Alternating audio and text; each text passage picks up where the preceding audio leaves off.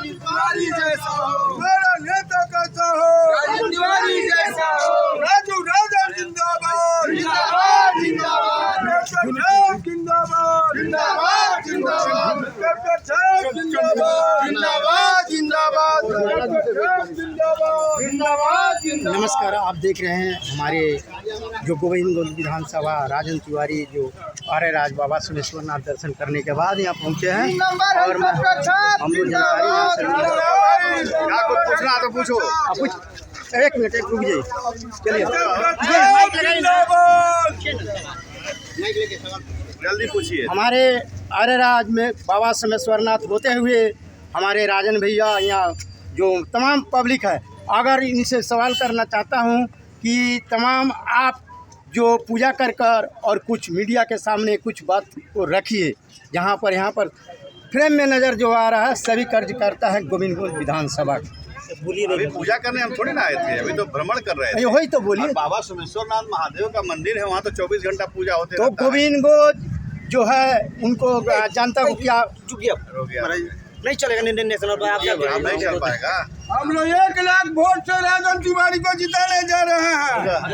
बोलिए, कौन पूछेगा? गोविंदगंज विधानसभा से राजू तिवारी एनडीए के प्रत्याशी के तौर पे चुनाव लड़ रहे हैं और राजन तिवारी जी मैदान में है। क्या कहेंगे, क्या फीडबैक मिल रहा है इस जनता बार 1 लाख पार। मैं 3 माह पहले ही कहा था कि गोविंदगंज 14 विधानसभा क्षेत्र से कोई भी एनडीए का प्रत्याशी चुनाव लड़ेगा, कोई भी, यानी कि राजू तिवारी नहीं, कोई भी एनडीए का प्रत्याशी बन के आएगा उसको इस बार यहाँ से 1 लाख से ज्यादा वोट मिलेगा। एक कॉन्फिडेंस कैसे आपको, निश्चित, क्यों है? 3 महीना मैं जानता हूँ ना। देखिए, काम बोलता है। जिंदाबाद जिंदाबाद जिंदाबाद जिंदाबाद। देखिए मेरी बात, काम बोलता है। नीतीश कुमार जी का काम बोल रहा है। 1100 वृद्धों पर जो 1100 पेंशन मिला जो वृद्ध लोगों को, वो बोलता है। आप देखिए ना, जीविका दीदी के माध्यम से 10-10 हज़ार फ्री में, 10-10 हज़ार सरकार ने फ्री में दिया लोगों को काम करने के लिए, रोजगार करने के लिए, वो बोलता है। 5-5 किलो अनाज बोलता है। आपको 5-5 लाख रुपया स्वास्थ्य के जो मिला वो बोलता है। स्कूल से लेके आंगनबाड़ी से लेके सारी चीज़, कौन सा ऐसा चीज़ बतावा जो आपको नहीं बोलता है। 125 यूनिट बिजली फ्री बोलता है। क्या बताइए, आवास से लेकर शौचालय, मैंने जितना गिनती करेंगे वो कम है। सरकार विपक्ष तो भ्रष्टाचार और बेरोजगारी पे सवाल उठा रहा है कि बेरोजगारी कहाँ का विपक्ष? गोविंदगंज का विपक्ष, पूरे बिहार का नहीं विपक्ष है कहाँ? जिस विपक्ष जो विपक्ष बोल रहा है, यानी कि लालू जी का परिवार, उस लालू जी के परिवार में तो खुद एकता नहीं है। जो बेटी लालू जी को किडनी दी, उस बेटी को ही बात नहीं मान करके तेजस्वी यादव ने उससे बात करना बंद कर दिया। वो भाई लक्ष्मण जैसा, वो राम जैसा वो भाई जो तेज प्रताप यादव है, जो तेजस्वी यादव का नाम मुख्यमंत्री में घोषित किया था, उसको भी घर से बाहर का रास्ता निकाल दिया। जिससे घर नहीं संभलता उसे बिहार संभलेगा क्या? ये जंगल राज की तरफ बिहार नहीं जाएगा।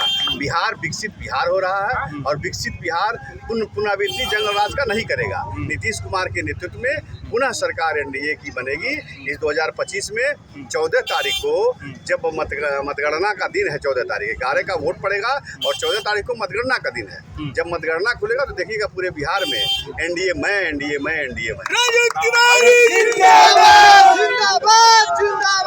गोविंदगंज विधानसभा से राजू तिवारी को मौका मिलता है तो गोविंदगंज में क्या मौका मिलता है? फिर वही बात, मौका मिलता है, एक बात मत कहिए, मौका मिल चुका है। ये तो आप कह सकते हैं, हम लोग तो नहीं आप कह नहीं सकते। कहिए, मेरी बात सुनेगा। मतगणना का दिन का इंतजार है। इस बार राजू तिवारी को 90 हज़ार से ज्यादा वोट मिलेगा। मैंने कहा 1 लाख पार, लेकिन जब घूम रहा हूँ तो 90 हज़ार से लेकर 1,05,000 वोट तक इनको मिलेगा। इससे कम, 90 से कम नहीं जाएगा। इसको आप मेरी ओवर कॉन्फिडेंस में बोल रहा हूँ कि 90 से नीचे जाएगा। दूसरी तरफ यहाँ जो महागठबंधन के उम्मीदवार हैं वो ठेकेदार हैं और ठेकेदार को पब्लिक जानती है। पब्लिक जानती है कि ठेकेदार कभी किसी का विकास नहीं कर सकता। ठेकेदार कभी भी किसी के बारे में सोच नहीं सकता, वो जनसेवक नहीं बन सकता। मैं और मेरा परिवार सच्चा जनसेवक है, गोविंदगंज का सच्चा सिपाही है, सच्चा पहरेदार है और हम लोग सेवा करने की भावना से एक सेवक के रूप में हम लोग गोविंदगंज का सेवा करते हैं। तो गोविंदगंज की जनता अगर मौका देती है तो क्या बदलाव देखने को मिलेगा? अरे बदलाव ही बदलाव है, विकास ही विकास है। राजू तिवारी का नाम ही एक विकास पुरुष के रूप में है गोविंदगंज में। और गोविंदगंज विकसित गोविंदगंज बनेगा, और जो विकास काम और है वो सब उसकी पटरी दौड़ने लगेगी रेल की पटरी की तरह विकास। गोविंदगंज में कोई ऐसा काम ही नहीं बचेगा जो ना हो। विकसित बिहार में गोविंदगंज का विकास का पहिया सबसे आगे रहेगा, और हमको उम्मीद है कि इस बार जब राजू तिवारी जीत भी जाएंगे तो मंत्री बनेंगे, निश्चित बनेंगे। अंत में गोविंदगंज गोपालगंज जाने वाली जो एक पुल बनने वाली है, ये एनडीए की मुख्य मैनिफेस्टो में है, इसके विषय में आपको बता दूं कि राजू जी 2015 से जब 20 तक एमएलए थे तो राजू तिवारी ने इसका पूरा